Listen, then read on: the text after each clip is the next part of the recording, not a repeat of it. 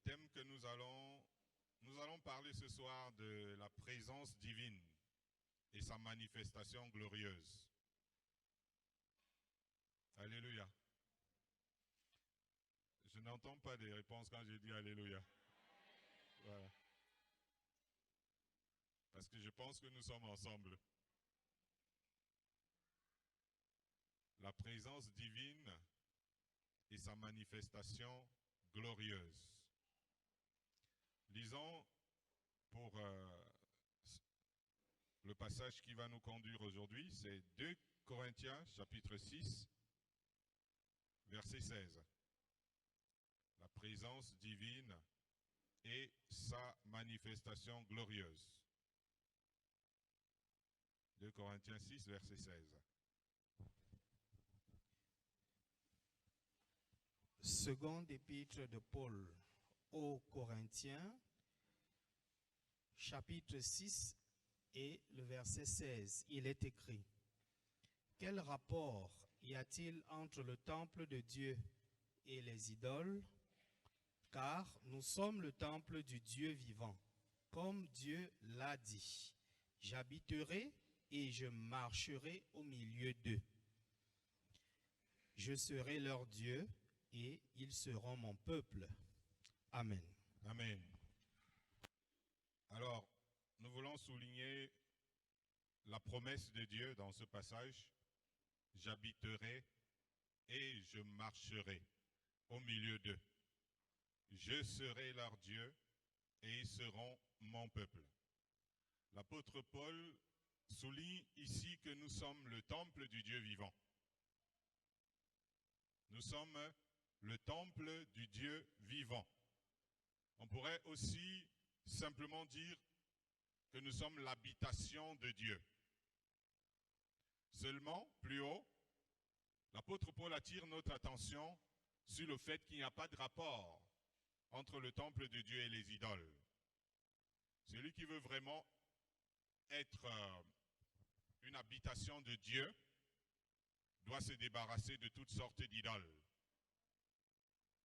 Je ne veux pas parler d'idoles dans le sens de statues, ou c'est pas moi, c'est pas de ça que je parle.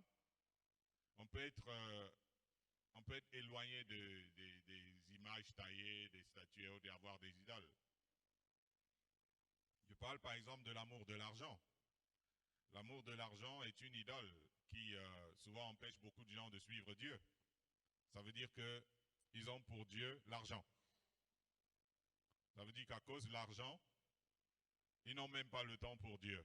Et à partir de ce moment-là, ça devient une idole. L'amour du monde. L'amour du monde peut être aussi quelque chose qui est une idole. Parce qu'il y a beaucoup de gens qui préfèrent le monde, aimer le monde et les plaisirs du monde à Dieu. Et à partir de ce moment-là, ça devient une idole pour toi. Ça veut dire quelque chose qui est plus important que Dieu. Et il y a le détachement aux choses de la terre, donc qui remplissent notre cœur, que l'apôtre Paul nous demande d'abandonner ici. C'est-à-dire qu'il n'y a pas de rapport entre celui qui dit être une habitation de Dieu et ces idoles que nous avons citées là. Entendu, l'amour de l'argent, qui est plus fort parfois dans notre cœur que Dieu. L'amour du monde, qui est parfois plus intéressant que Dieu. Ou alors beaucoup de choses qui remplissent nos cœurs au point où il n'y a plus de place pour Dieu. Quand tu regardes ton propre cœur, tu vois qu'il n'y a pas de place pour Dieu, il n'y a pas de place pour sa parole. Ce sont ces choses-là qui sont très importantes pour toi. Et à partir de ce moment-là, tu as des idoles dans ta vie qui ont pris la place de Dieu. Et tu ne peux pas prétendre de là être une habitation de Dieu. En fait, il y a un choix à faire pour activer la présence de Dieu. Ça veut dire que Dieu peut être présent dans nos vies, mais sa présence n'est pas activée. Je ne sais pas si vous comprenez ce que je suis en train de dire. Et sa présence, lorsqu'elle existe en nous, ne peut être activée que lorsque nous mettons de côté les idoles. Paul dit quelque part que la communication du Saint-Esprit doit être avec nous tous. Et il s'agit de ce que les Hébreux appellent le réma, la communication du Saint-Esprit. Dans le passage que nous sommes en train de lire, il ne s'agit pas du réma. Il s'agit d'aller au-delà du réma. C'est-à-dire que entendre Dieu te parler dans notre relation avec lui pour aboutir à ce que les Hébreux appellent la Shekinah. Gloire à Dieu. Parce que la Shekinah, en fait, c'est un mot hébraïque qui signifie la présence divine. Ce n'est pas forcément un mot que l'on retrouve dans la Bible. C'est un mot qui signifie littéralement présence divine. Et ce mot est utilisé pour désigner la présence de Dieu parmi son peuple.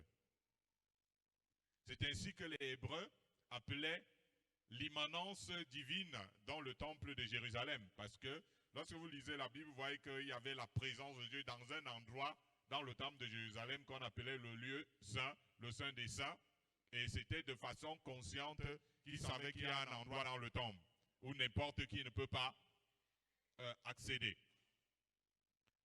Et j'ai l'impression qu'il y a parfois des volumes qui viennent fortement et puis après ça repart. Que Dieu vous bénisse. Alors donc, lorsqu'il y a l'immanence de la présence de Dieu dans le monde, on appelle cela dans le langage hébreu la Shekinah. Vous avez entendu souvent parler de la gloire de Dieu qui remplissait le temple lorsque vous lisez l'Ancien Testament. Mais cela doit demeurer d'actualité. Voilà le problème. C'est que cette gloire de Dieu qui remplissait le temple de Jérusalem, on a l'impression que ce n'est plus d'actualité. Et l'apôtre Paul, quand on le lit ici par exemple, il écrit « Car Dieu qui a dit, la lumière brillera du sein des ténèbres, a fait briller la lumière dans nos cœurs pour faire resplendir la connaissance de la gloire de Dieu sur la face de Christ. » Cela signifie que nous ne sommes pas juste appelés à faire connaître la révélation de la parole de Dieu, mais nous sommes appelés à faire connaître la gloire de Dieu au monde. C'est aussi pour dire que si la gloire de Dieu a résidé dans l'ancien temple, elle devrait se manifester aussi pleinement au milieu des disciples de Christ. Le but final, c'est que ce qui est écrit dans le livre d'Apocalypse au sujet de la Nouvelle Jérusalem, c'est écrit « Voici le tabernacle de Dieu avec les hommes, il habitera avec eux, et ils seront son peuple, et Dieu lui-même sera avec eux. » Or, nous venons de lire plus haut que Dieu veut, en quelque sorte, le micro du macro. Ça veut dire en fait que, puisque dans le ciel, nous sommes appelés à vivre dans la présence glorieuse de Dieu, dans le passage que nous venons de lire, dans 1 Corinthiens, il s'adresse à l'Église, où Dieu dit, vous serez mon peuple, je marcherai, j'habiterai au milieu d'eux. Vous voyez, ça veut dire que de la même manière que on dit de la Jérusalem céleste, voici le temple de Dieu, là il habitera avec les hommes. Dieu veut que sur la terre, il y ait d'abord une réalité de cette présence dans la vie de son Église. C'est pourquoi Jésus pouvait dire à ses disciples qu'il n'allait pas les laisser orphelins. Il leur dit, je ne vous laisserai pas orphelins, je viendrai à vous. Je viendrai à vous. Et il ajoute, si quelqu'un m'aime, il gardera ma parole. Ça c'est très important parce que tout le monde dit aimer Dieu, hein? Mais Jésus a dit, ce qui prouve qu'on aime Dieu, c'est qu'on garde sa parole. Donc si tu dis j'aime Dieu et tu ne gardes pas la parole du Seigneur, c'est toi qui dis que tu l'aimes. Mais rien ne le prouve. C'est seulement lorsque quelqu'un garde la parole de Dieu qu'il est une personne qui aime Dieu. Ça veut dire que tu peux te regarder toi-même. Est-ce que tu es une personne qui marche selon la parole de Dieu, qui aime la parole de Dieu, qui vit selon ce que dit la Bible? Alors, si c'est que tu es une personne qui aime ce qui est écrit dans la parole de Dieu et qui vit exactement comme Dieu demande dans la Bible, voilà la preuve que tu aimes le Seigneur. Même si tu pars à l'église ou à la messe tous les jours et que la parole de Dieu, ce n'est pas quelque chose qui fait partie de ta vie, tu n'aimes pas le Seigneur. Parce qu'on peut marcher avec Dieu pour une chose, ça veut dire que pour que Dieu nous protège. Ouais, on se dit, bon, Dieu, c'est quelqu'un, quand tu marches avec lui, il peut t'aider, il peut te bénir, il peut faire des choses. Donc, beaucoup de personnes marchent comme ça avec Dieu. Mais Dieu ne considère une personne comme étant une personne qu'il aime que celle qui garde sa parole. À partir du moment où tu vas commencer à garder la parole de Dieu, la présence divine va devenir une réalité dans ta vie. C'est ce que Jésus explique. Ça veut dire que la base de la présence divine dans la vie de quelqu'un, c'est d'abord le fait que cette personne aime la parole de Dieu et met la parole de Dieu en pratique. Sinon, tu vas avoir l'impression, moi j'aimerais aussi expérimenter la présence de Dieu dans ma vie, mais je ne comprends pas pourquoi c'est pas comme ça. Mais Jésus a été clair. Si quelqu'un m'aime et garde ma parole, mon Père et moi, nous viendrons chez lui et nous habiterons chez lui. Gloire à Dieu. N'oublions pas que notre thème, c'est la présence divine et sa manifestation glorieuse. Même si tu entres dans la maison de Dieu pour la première fois, tu peux décider d'aimer le Seigneur et de vivre selon sa parole. Et il viendra à toi. Alors, lisons Romains chapitre 9, verset 26. Romains 9, verset 26. Romains chapitre 9, verset 26, il est écrit: Et là où on leur disait, vous n'êtes pas mon peuple, ils seront appelés fils du Dieu vivant. Amen. Amen. Là où on leur disait, vous n'êtes pas mon peuple, ils seront appelés comment? Fils du Dieu vivant. Il y en a un qui a dit un jour qu'il aimerait savoir si Dieu est quelqu'un. Il aimerait savoir si Dieu est quelqu'un et si Dieu parle. Dans Hébreu, on parle des gens qui croient que Dieu existe et il est le rémunérateur de ceux qui le cherchent. Ce qui veut dire qu'au-delà de Dieu qui parle, Dieu agit.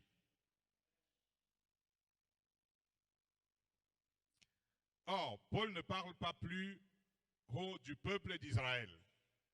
Il parle de l'Église de Christ. Dans le passage que nous avons lu ce soir en premier. Il parle des disciples de Christ et il dit, vous qui n'étiez pas un peuple, ceux qui ne, on vous dira, vous êtes fils du Dieu vivant. Jésus défend son Père quelque part dans l'Évangile en disant qu'il n'est pas le Dieu des morts, mais des vivants. Je pense que vous connaissez ce passage de la Bible où Jésus était en train de parler aux religieux qui, de toute leur enfance, étaient en train de parler de Dieu, mais sauf qu'il n'y avait pas la réalité de Dieu dans leur vie. Et Jésus vient leur dire, attention, Dieu n'est pas le Dieu des morts, Dieu est le Dieu des vivants. Je puis vous annoncer une bonne nouvelle ce soir. Dieu n'est pas mort. Toi qui es venu ce soir, sache que Dieu n'est pas mort. D'ailleurs, son nom, c'est l'immortel. Son nom, c'est l'éternel. Le Christ est le Fils du Dieu vivant. Ça veut dire que si je suis Jésus, je suis le Fils de Dieu, je suis en train de suivre le Dieu vivant. Cela signifie que son Père continue à être présent dans la vie de son peuple. Si les gens abandonnent les anciennes religions, Souvent, c'est parce que c'est qualifié d'église morte. Ce doit être uniquement pour se tourner vers le Dieu vivant. Tu ne peux pas abandonner l'église morte pour te tourner vers un Dieu mort. Tu dois te tourner vers le Dieu vivant, c'est-à-dire un Dieu qui se manifeste. Vers un Dieu qui manifeste notamment sa puissance.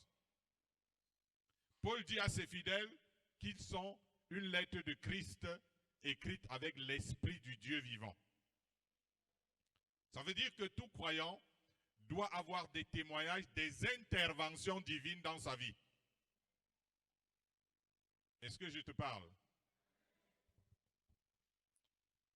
Tu dois avoir des témoignages, des interventions divines dans ta vie.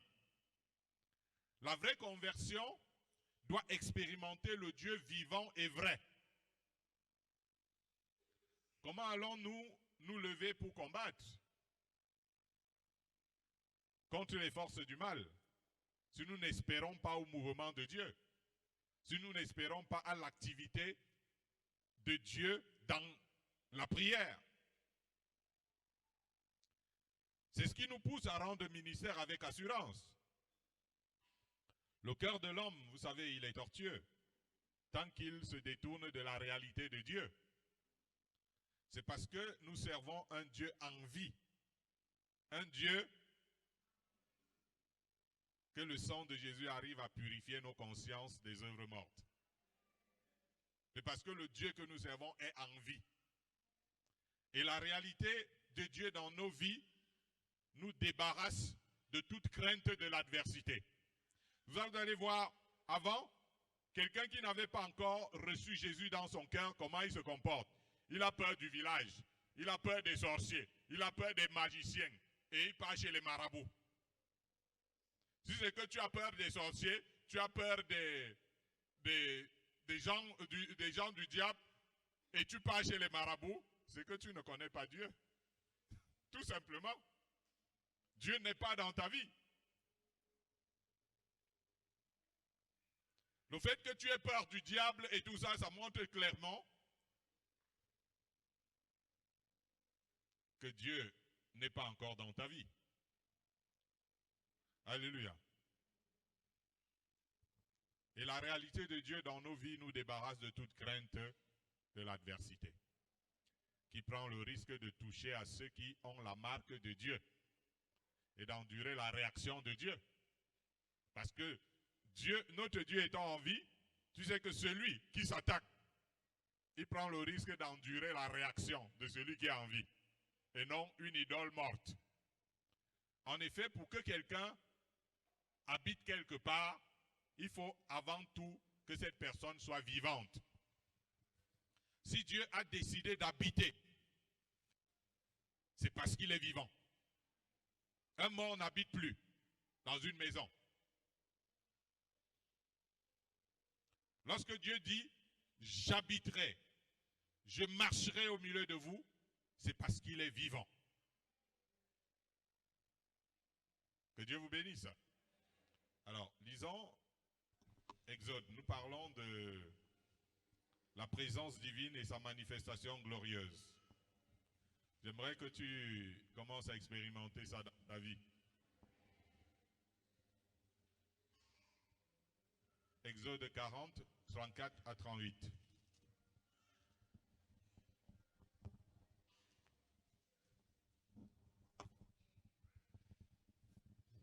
Exode chapitre 40, versets 34 à 38. Il est écrit: Alors la nuée couvrit la tente d'assignation et la gloire de l'Éternel remplit le tabernacle.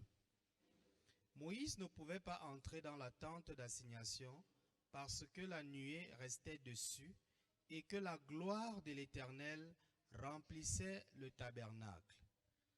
Aussi longtemps que durèrent leurs marches, les enfants d'Israël partaient quand la nuée se levait de dessus le tabernacle. Et quand la nuée ne se levait pas, ils ne partaient pas jusqu'à qu'elle se levât. La nuée de l'Éternel était de jour sur le tabernacle, et de nuit, il y avait un feu aux yeux de toute la maison d'Israël pendant toute leur marche. Amen. Amen. Pendant toute leur marche, ça veut dire que pendant 40 années, ils voyaient la gloire de Dieu, la nuée, en plein jour et en pleine nuit. La gloire de Dieu était visible dans l'ancienne alliance. Elle se présentait sous la forme d'un grand nuage sombre. Et derrière la présence divine, sa splendeur éclatante remplissait tout le tabernacle. Il en fut ainsi durant les 40 années dans le désert. Je voudrais dire tout simplement que c'était permanent. Alléluia. La présence de Dieu au milieu du peuple d'Israël était permanente. Vous savez, la Shekinah veut aussi dire la gloire de Dieu. De toutes les façons, nous avons appris que c'est l'ange de l'Éternel qui parlait à Moïse, non? Voilà, cela signifie aussi que la Shekinah peut tout autant être la gloire de Dieu, ou aussi Dieu envoie un ange. Mais le fait est que ça doit être manifeste. Il ne faut pas accepter de vivre avec Dieu, un Dieu que tu as entendu dans la Bible ou chez les gens. Tu dois chercher toi-même à vivre la réalité de Dieu. Ainsi, le peuple d'Israël se contentait de suivre le mouvement de la présence divine. Leur marche en dépendait en fait complètement. La nuit, c'était une colonne de feu. Cela caractérise aussi souvent la présence de Dieu, cette sensation de feu. Attention, hein. N'écoute pas l'ambiance de l'extérieur. Parce qu'il y a quelqu'un qui a failli même commencer à secouer la tête pendant que la parole de Dieu passe. Sinon, c'est mieux, tu te lèves, tu pars là où il y a la fête. Ta présence devient inutile ici, là. Alléluia. Ça veut dire que le gars a mis un son là pour te tenter, pour que ta présence ici soit inutile. Amen. Je voudrais dire que cela caractérise aussi souvent la présence de Dieu, cette sensation de feu. Cette sensation de feu que l'on ressent carrément dans son corps ou sur son corps. C'est-à-dire que tu es dans la maison de Dieu, tu sens le feu sur toi. C'est-à-dire la présence de Dieu, tu sens une chaleur qui passe sur toi quand tu te retrouves dans la présence de Dieu. Voici ce qui est écrit dans Exode. L'Éternel allait devant eux le jour dans une colonne de nuée pour les guider dans leur chemin et la nuit dans une colonne de feu pour les éclairer, afin qu'ils marchassent jour et nuit, donc en suivant Dieu. La colonne de nuée ne se retirait point de devant le peuple pendant le jour, ni la colonne de feu pendant la nuit. J'aimerais insister sur la permanence de la gloire de Dieu au milieu des Hébreux dans le désert. Nous pouvons, nous aujourd'hui, estimer nous avons Christ et les autres n'ont pas Christ, mais nous sommes censés être dans une alliance plus glorieuse. Et dans une alliance moins glorieuse, la présence de Dieu ne quittait pas le peuple. Et c'est écrit qu'il en fut ainsi continuellement. Il est écrit l'aspect de la gloire de l'Éternel était comme un feu dévorant sur le sommet de la montagne aux yeux des enfants d'Israël. Aujourd'hui, le Saint-Esprit est dans l'Église. Nous devons en être conscients quand nous entrons dans la maison de Dieu. Quand quelqu'un entre dans la maison de Dieu pour voir les gens, il ne va jamais expérimenter la présence de Dieu. Ça veut dire qu'il ne saura pas qu'il y a le Saint-Esprit dans la salle. Mais quand tu viens pour rencontrer le Seigneur de tout ton cœur, tu vas vivre cette présence-là. Sinon, tu vas voir les gens autour de toi et puis c'est bon. Et c'est très important que ce soit enclenché, c'est-à-dire que sa manifestation soit enclenchée et que nous soyons sensibles pour suivre le mouvement que le Saint-Esprit va faire au milieu du peuple de Dieu. Parce que Dieu a fait la promesse, j'habiterai au milieu d'eux. Je marcherai. Ça veut dire que je serai en mouvement au milieu d'eux. Gloire à Dieu. Ça, c'est ce qui doit commencer à caractériser notre marche avec Dieu à partir de 2024. Alléluia. Lisons Colossiens chapitre 2, le verset 9.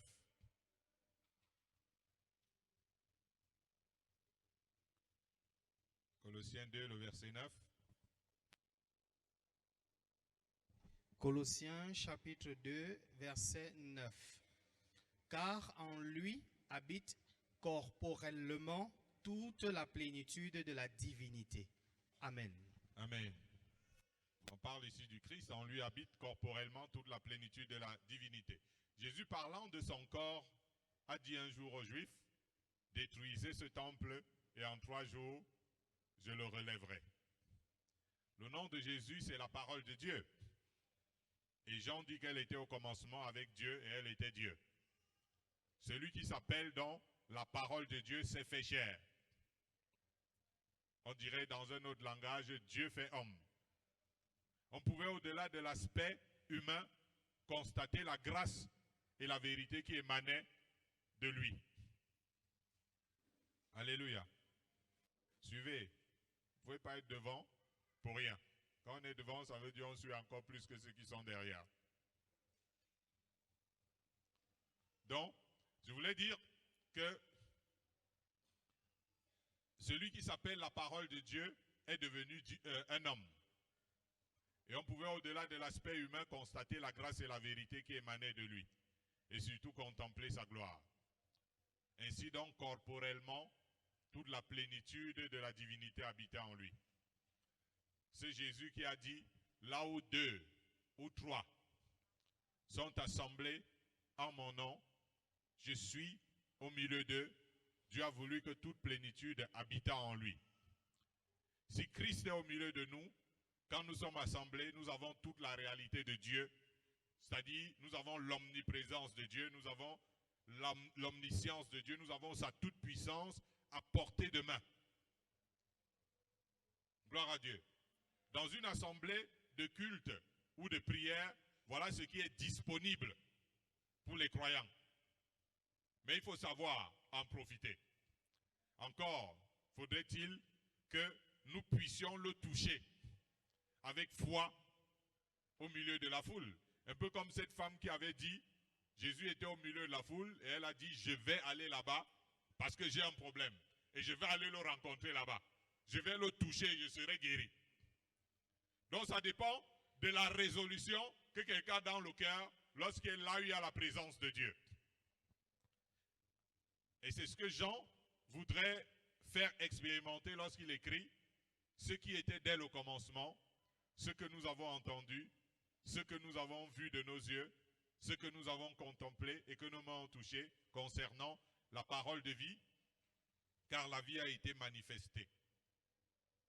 Et nous l'avons vu et nous lui rendons témoignage. Et nous vous annonçons la vie éternelle qui était auprès du Père et qui a été manifestée. Gloire à Dieu. Écoute, cher ami, si tu es en train de suivre Dieu, sans t'attendre à ce que Dieu se manifeste dans ta vie, à quoi ça sert un peu? Est-ce que quelqu'un peut me dire à quoi ça sert de marcher avec un qui ne se manifeste pas dans sa vie? Ça veut dire qu'il faut aller à la quête de ce Dieu qui se manifeste. Pour que ta foi devienne quelque chose d'authentique et que pendant que tu auras parcouru ton séjour terrestre, tu aies marché avec le Dieu vivant. Alléluia. Lisons Romains chapitre 8, le verset 11. Que le Seigneur te permette de comprendre.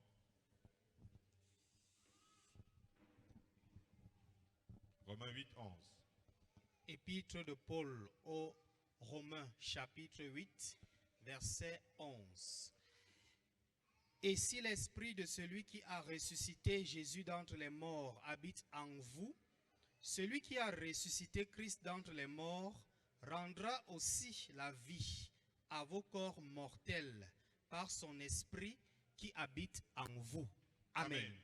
Alors nous entendons une parole de Dieu très claire. La Bible dit, l'apôtre Paul dit que si l'esprit de celui qui a ressuscité Christ d'entre les morts habite en vous, aussi la vie à vos corps mortels par son esprit qui habite en vous. Ça veut dire que si le Saint-Esprit a été capable de ramener à la vie Jésus qui était mort et que cet esprit habite en toi, il doit être capable d'avoir la puissance pour agir sur ton corps. Il faut dire que nous ne pouvons pas vivre une telle émanation de la présence divine si individuellement, si personnellement nous n'expérimentons pas cette présence hors de l'assemblée. Ça veut dire que les gens ne peuvent pas prétendre que lorsqu'ils seront réunis, il y aura la présence de Dieu au milieu d'eux si chacun, lorsqu'il est dans sa vie personnelle, n'expérimente pas cette relation avec Dieu. Le Saint-Esprit descend d'abord sur toute chair avant d'être manifeste dans l'assemblée.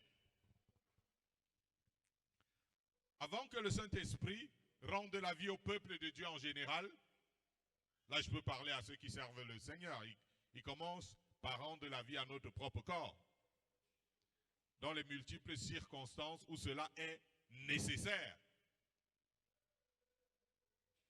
Avant de parler du malade qui doit aller voir les anciens, afin que ces derniers prient pour lui, l'apôtre Jacques écrit d'abord, « Quelqu'un parmi vous est-il dans la souffrance qu'il prie ?»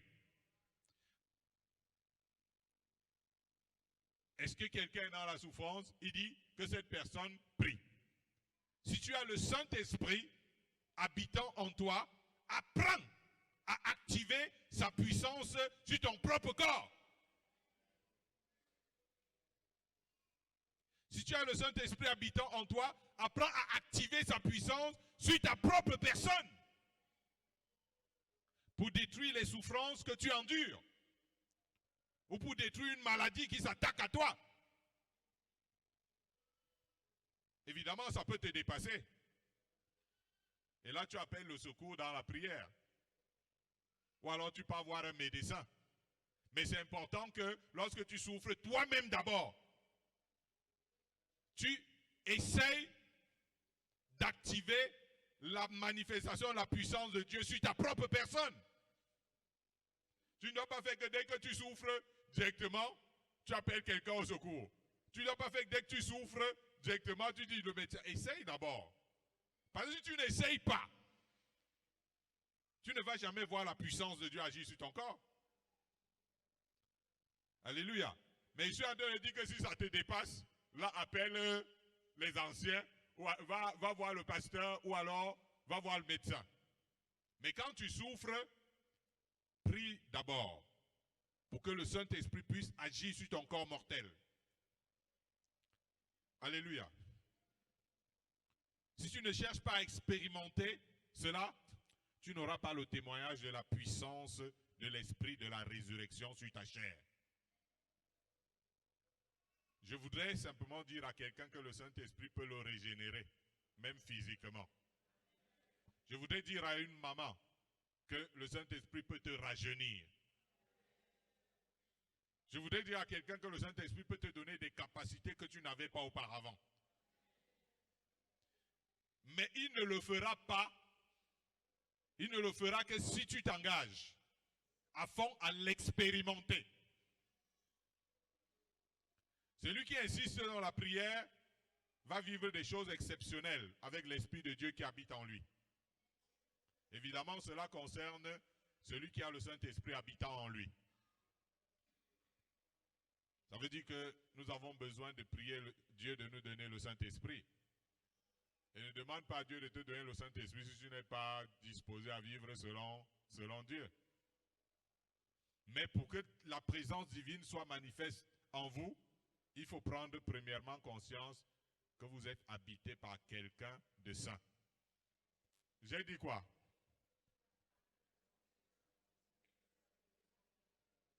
Pour que la présence divine, ça veut dire le Saint-Esprit qui habite en vous, puisse être manifeste dans votre vie, il faut d'abord que vous preniez conscience que celui qui habite en moi là est saint.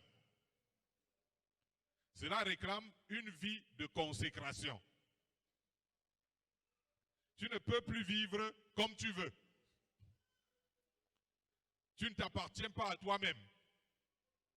Tu dois dépendre de l'Esprit Saint qui habite en toi Parce que lorsque le Saint-Esprit vient habiter en toi, tu deviens sa propriété.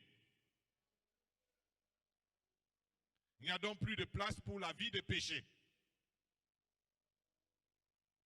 Notamment la vie d'immoralité. Vous savez pourquoi beaucoup de personnes, beaucoup de gens, le Saint-Esprit, il n'y a pas sa manifestation dans leur vie à cause de l'immoralité. La puissance divine qui a couvert Marie, qu'est-ce que cette puissance a fait? Vous qui avez lu la Bible, elle a fait enfanter Marie. Ce qui veut dire que le Saint-Esprit peut opérer dans le corps où il habite des choses merveilleuses. Il peut éliminer la maladie. Il peut éliminer l'impuissance. Il peut éliminer la stérilité. Il peut éliminer l'infirmité. Il peut éliminer même quelqu'un qui était quelqu'un de trop faible. Le Saint-Esprit, quand il habite en toi, il peut faire que tu deviennes quelqu'un de fort. L'apôtre Paul dit que l'esprit de celui qui a ressuscité Christ d'entre les morts donnera la vie à vos corps mortels par son esprit qui habite en vous. Mais maintenant, il faut que toi, tu l'actives. Il faut que toi, tu l'expérimentes. Ça veut dire que c'est à nous de faire en sorte que l'Esprit de Dieu qui est en nous, nous anime. Pour cela, il faut aller le chercher dans des prières ferventes. Ce n'est pas, Seigneur, oh, voici un nouveau jour.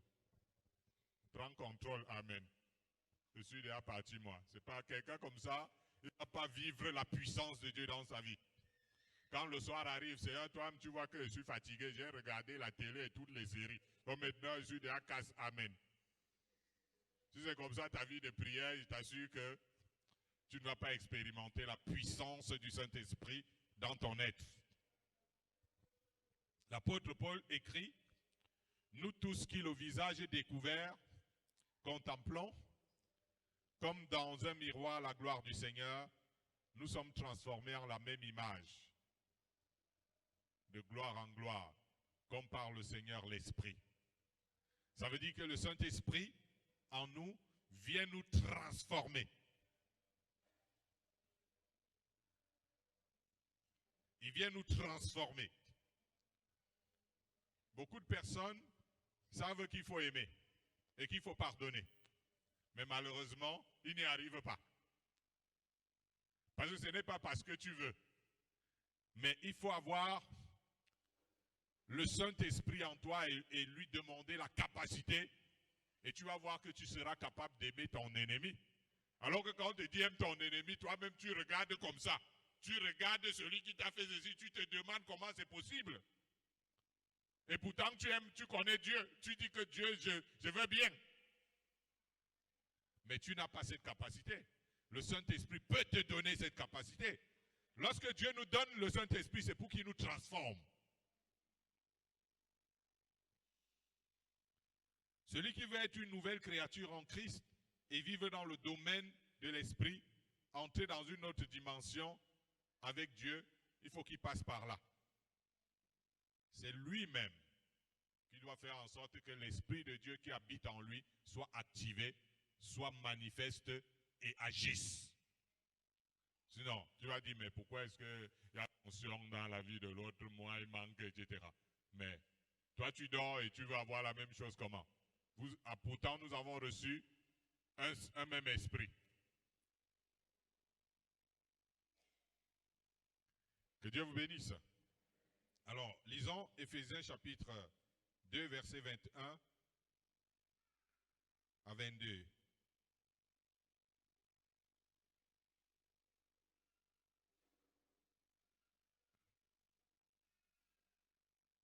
Éphésiens 2, 21 à 22. Éphésiens chapitre 2, versets 21 à 22. En lui, tout l'édifice, bien coordonné, s'élève pour être un temple saint dans le Seigneur. En lui, vous êtes aussi édifiés pour être une habitation de Dieu en esprit. Amen. Amen. Gloire à Dieu. Vous êtes encore la bienvenue. Hein? Faites la bienvenue dans la maison de Dieu. Nous parlons de la présence divine et sa manifestation glorieuse. Peut-être que nous ne vous avons pas gardé le café ou le bâton de manioc ou c'est pas trop. Mais ce que nous sommes en train de vous donner là, c'est la vie. Et c'est de la nourriture pour l'esprit. Si tu reçois ça, ça peut être quelque chose de très fort pour toi pour la suite de ta vie. Ta vie spirituelle peut changer. Et Dieu qui était comme le ciel qui était comme s'il y avait un rideau de fer entre le ciel et toi, tu commences à te rendre compte que le ciel est ouvert au-dessus de toi. Si tu écoutes ce que tu entends aujourd'hui et que ça entre ici, ça sort là, ta vie va continuer exactement de la même manière. Mais si tu écoutes et que tu gardes et tu cherches à aller travailler, tu vas voir que il y a une différence entre une personne qui a une relation avec Dieu et celui qui n'a pas une relation avec Dieu. Ils ont une vie différente. Quand quelqu'un expérimente la réalité de Dieu, il est différent de celui qui ne l'expérimente pas. Et la plus belle expérience d'un être humain qui vit encore dans ce monde, c'est de marcher avec Dieu, de manière palpable. Et Dieu dit, ils seront mon peuple et je serai leur Dieu. Ça veut dire que de la même manière que Dieu a été le Dieu d'Abraham, le Dieu d'Isaac, le Dieu de Jacob, il veut être aujourd'hui ton Dieu. Mais maintenant, vous savez souvent,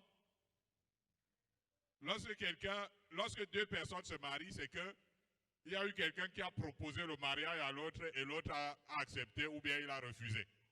Pendant que tu es assis là, Dieu te propose de marcher avec toi d'une manière vivante pour que tu réalises la puissance de Dieu dans ta vie.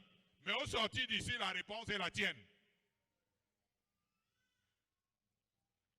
Parce que le mariage n'est pas forcé.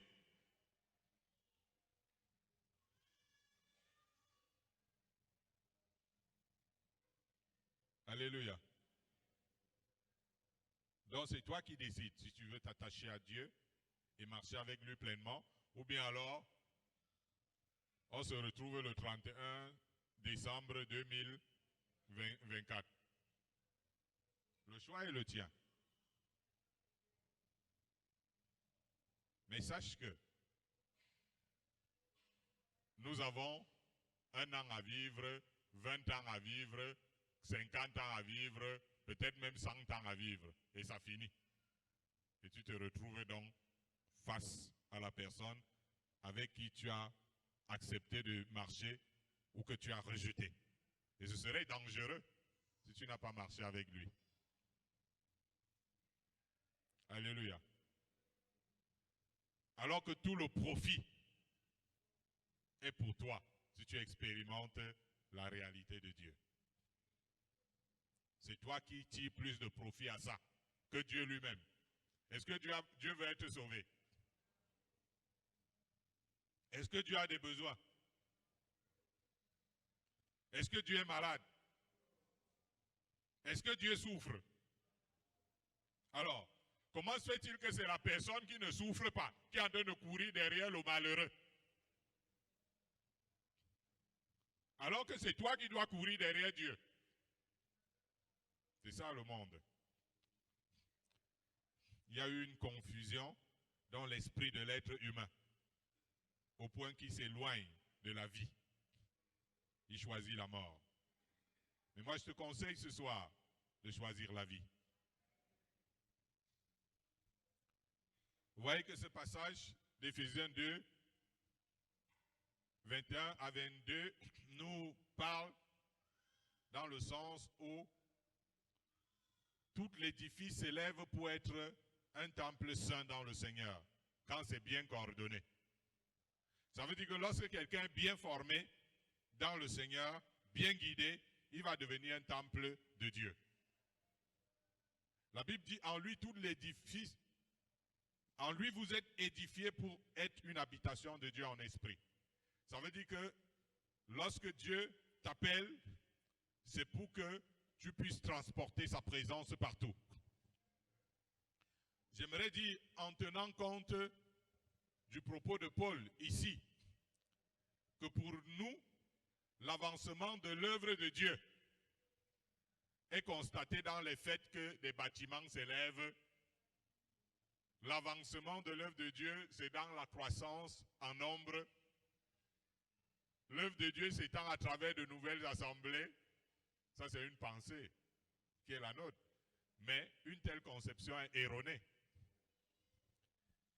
Il est question de s'élever de plus en plus, de s'édifier de plus en plus pour devenir une habitation de Dieu en esprit. À quoi ça sert de multiplier des bâtiments où Dieu n'habite pas? On pourrait dire qu'il faut qu'il croisse et que nous diminuions. On pourrait dire, en fait, ce soir, ta prière au sortir d'ici devrait être plus de toi, Seigneur, plus de toi dans ma vie, plus de toi encore, beaucoup plus de toi encore dans ma vie, Seigneur. Voilà la vraie élévation. Plus Dieu remplit ta vie, plus tu es élevé.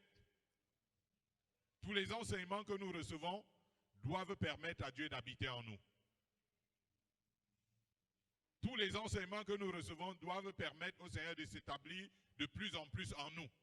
Ce n'est pas le diable qui doit habiter notre corps.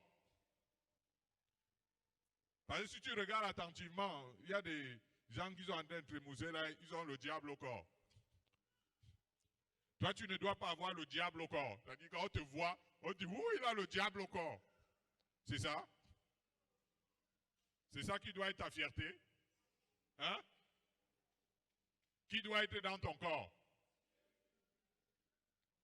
Alors, plus de toi, Seigneur. Pour cela, nous devons rechercher de plus en plus la sanctification. Parce que la Bible dit que nous devons devenir un temple saint dans le Seigneur.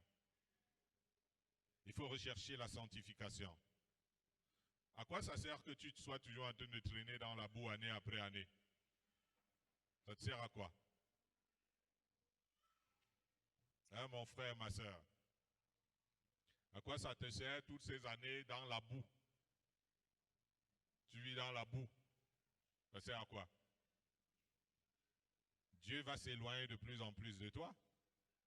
Si tu veux plus de Dieu dans ta vie, choisis de marcher dans la sanctification.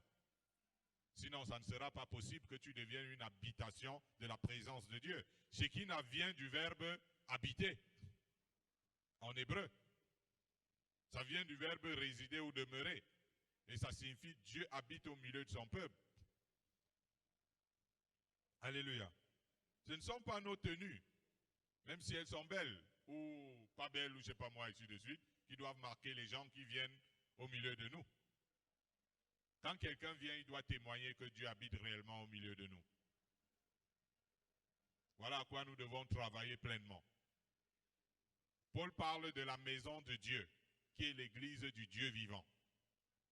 Quand il parle à Timothée, il lui dit la maison de Dieu qui est l'église du Dieu vivant. Il faut qu'à partir de 2024, nous puissions vivre cette parole de l'Écriture. Il y a une parole de l'Écriture qui dit la gloire de cette maison, cette dernière maison sera plus grande que celle de la première. Alléluia. Voilà ce que nous devons vivre en 2024. La gloire de cette dernière maison sera plus grande que celle de la première, dit l'Éternel des armées. Et c'est dans ce lieu que je donnerai la paix, dit l'Éternel des armées. Sommes-nous d'accord avec cela? Voulons-nous que la gloire de Dieu au milieu de nous en 2024 soit plus grande qu'elle n'a jamais été? Voulons-nous que la gloire de Dieu dans nos vies, à présence divine, dans nos vies personnelles, soit plus importante qu'elle ne l'a jamais été? Alors travaillons pour qu'il en soit ainsi. Par une vie de consécration qui doit être remarquable. Alors, ainsi parle l'Éternel pour notre future maison de 2024. Je serai pour elle, dit l'Éternel, une muraille de feu tout autour. Et je serai sa gloire au milieu d'elle. Alléluia. Alors en 2004, le Seigneur dit, je serai pour cette maison une muraille de feu tout autour. Et je serai sa gloire au milieu d'elle. Alléluia. Nous allons lire un dernier passage dans la Bible.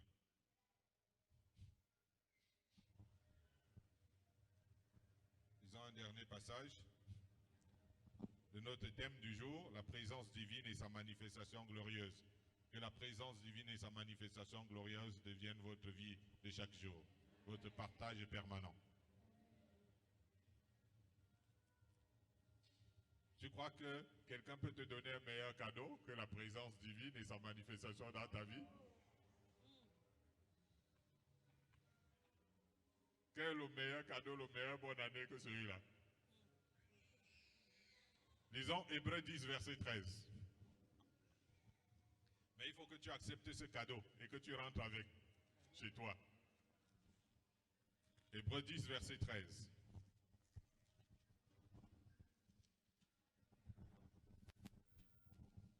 Épître aux Hébreux, chapitre 10, verset 13, il est écrit: « Attendant désormais que ses ennemis soient devenus son marchepied. » Amen. Amen. Je crois que la sœur Mijolette comprend très bien ici. Parce qu'on a dit quelque chose comme ça hier. Que les ennemis de Dieu deviennent son marchepied. Le Seigneur ne dit pas seulement qu'il habitera au milieu de son peuple, mais qu'il y marchera aussi. Waouh! Alléluia! Il va habiter et il va marcher.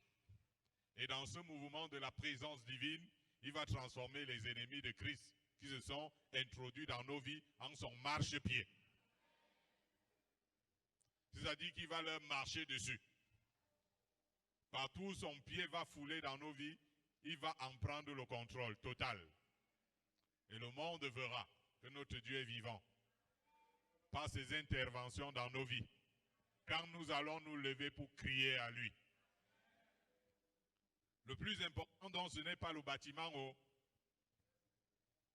Notre fierté ne doit pas être d'avoir un bâtiment, mais le fait que Dieu domine sur toutes choses au milieu de nous. Qu'il est au contrôle de la vie de chacun de nous. Il faut pour que Dieu marche au milieu de nous, pour que Dieu marche sur nos ennemis, que le Seigneur marche d'abord avec nous. Ça, souvent disons, Seigneur, écrase nos ennemis. Marche sur nos adversaires, alors qu'ils ne marchent même pas d'abord avec nous. Donc le gars qui ne marche pas avec vous va venir directement, il se met à marcher sur vos adversaires, etc.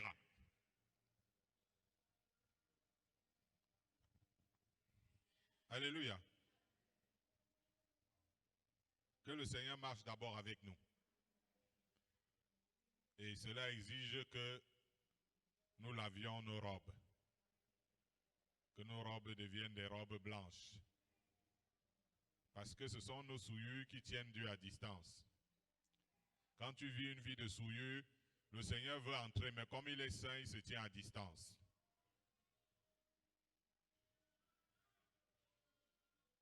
Et ça devient paradoxal d'être en train de dire à Dieu, viens dans ma vie, et tu marches dans les souillures.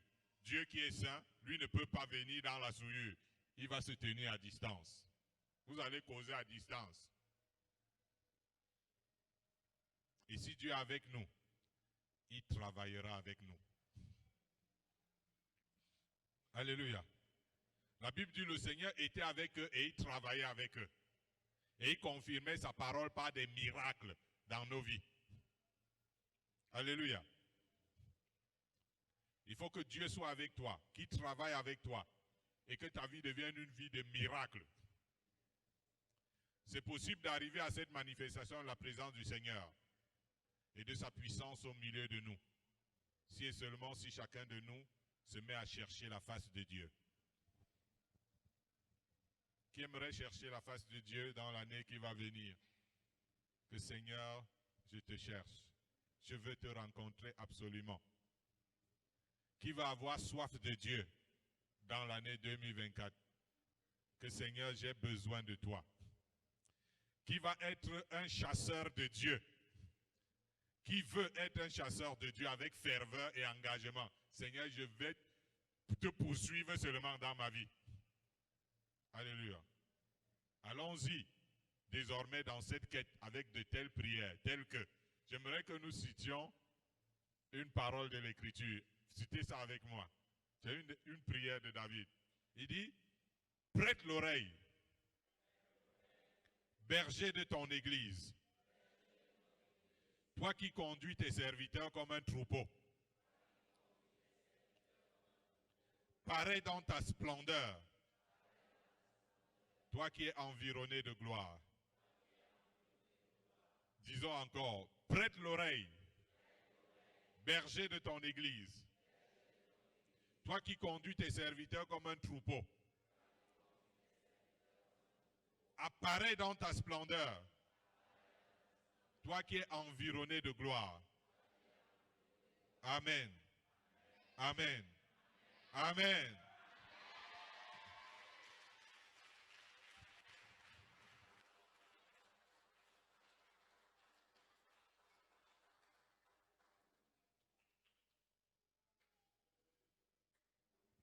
Que Dieu vous bénisse. Bon, ok. On va garder un moment de silence pour réfléchir sur ce qu'on a entendu. C'est bien de penser, donne à Dieu 2 minutes. Chie sur ce que tu as entendu et prends des résolutions dans ton cœur.